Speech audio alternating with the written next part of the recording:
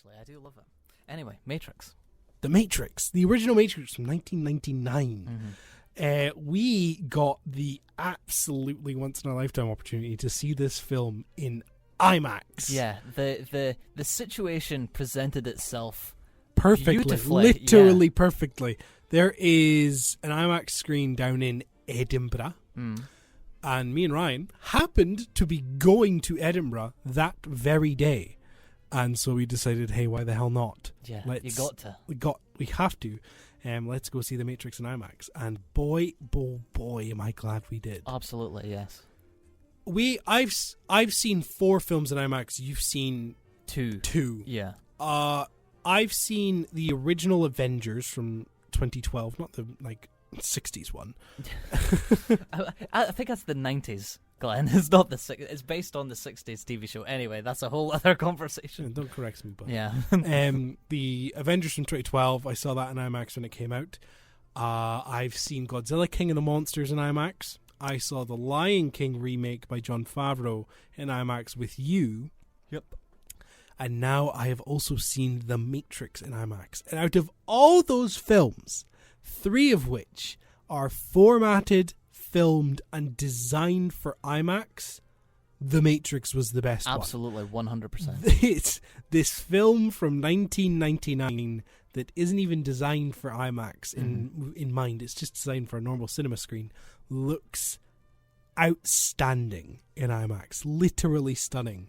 And I have never had a better cinema experience than that. No, I think it is one of the moments, for us at least, I'd say, of cinema being cinema. Just the pure joy, the thrill, because I've seen The Matrix God knows how many times, but the excitement and the joy and the just intensity that I felt watching this film that I've seen countless times, it felt like I was watching it for the first time again. It blew me away. Genuinely outstanding to see that in IMAX. Everything from the whole film really, but everything from the hallway scene, the hallway shootout, all the way to the very end feels like it's fundamentally an IMAX feature, and I loved it. Yeah, it does. I loved it. It does. It's outstanding.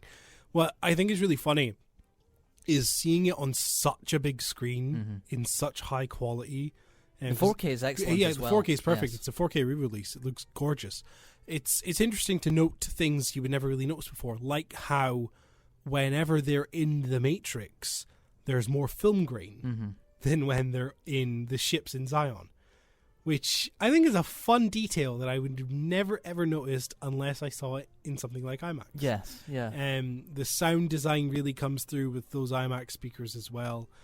This is just a big advertisement for IMAX screens. Specifically for the Matrix. For the Matrix. We saw The Lion King. The Lion King is a meh film in general, and it was really good to see in IMAX. I'd say that film you could probably only really enjoy in IMAX. But The Matrix just, like I said, blew me away. I wasn't expecting it to be as incredible as it was.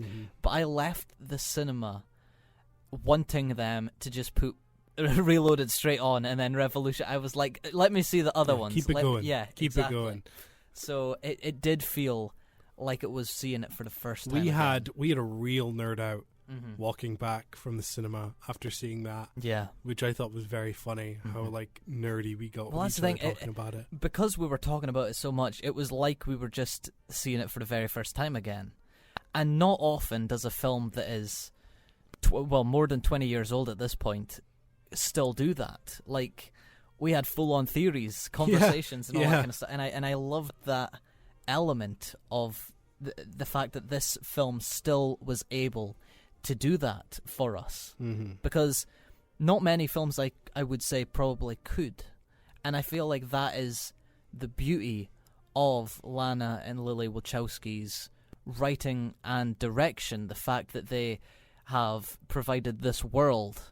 And here's something that the first Matrix, I feel like, does fantastically, which maybe the sequels don't necessarily have, but the fact that they have created such big world with so many different ideas, but they keep it contained for that first outing. It's very they provide interesting thematic questions. My favourite one being when the character of Mouse says, well, how did the machines know what chicken tasted like?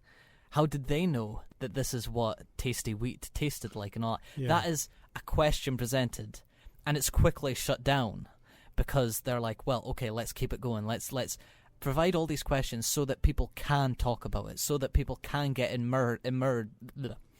invested and implanted into this world so that we can really living their mind. Mm-hmm. And that is something that the sequels don't necessarily do, because the sequels, we'll get to them, but the sequels just spell it all out for you, whereas The Matrix keeps it contained and then quickly says, no, let's stop that conversation, let's go back to something else. So it doesn't explain everything, and I think that's an absolutely fantastic way of keeping your audience 20 years later still asking questions. Mm-hmm. Even 3 films later still asking questions about The Matrix.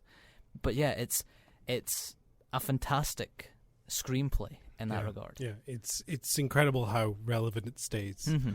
And how the conversation's still going about it. And I think that's interesting to keep in mind for when we get on and talk about The Matrix Resurrections later on, as that is a very, very common theme. Well, just recently, the past few years, I believe it was Lana Wachowski confirmed that The Matrix is a trans allegory. Yes. That was the initial intention for the story, and that the screenplay, it was written as that, and it was just hidden in there, but it was always a trans allegory. And I find that fascinating, because the first few times that you watch The Matrix, you're like, well, I can't see it, or you don't even think about it necessarily. Mm-hmm. But when you learn of that information, you start to pick things up in all of these films, and you're like, it's undeniable. It is. And that it's so artistic, and I love the fact that it's there, but it is so like fundamentally implanted into the story that it just gets changed along the way, and you might not even notice it. Yeah,